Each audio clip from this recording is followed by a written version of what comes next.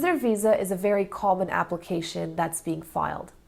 Despite what most people think, visitor visas are actually one of the most difficult applications to succeed.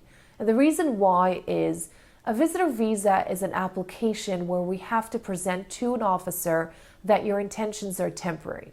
You're coming inside Canada and then you're going to exit.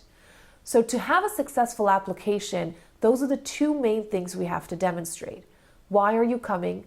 How long are you planning to stay in Canada? Who are you coming with? Who are you visiting, etc.? That's the first thing we have to show. And the second, which is equally important, is documentation to prove that you will exit the country. Unfortunately, there's many individuals who've come to Canada on a visitor visa and they have overstayed their welcome in Canada. For this reason, many immigration officers take this application very seriously. So what documentation is presented to the immigration officer is very important to the success of your application. The processing time of a visitor visa depends on your citizenship. Some applications can take a couple of weeks and some can take months.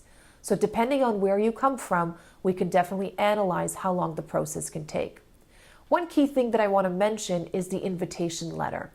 I've seen many applicants who filed their own applications themselves. They've shown me the invitation letter that they present to the officer.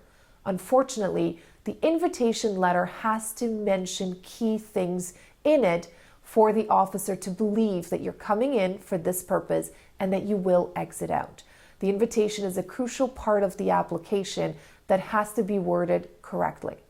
The last thing I want to mention about the visitor visa is whether we should indicate single entry or multiple entry.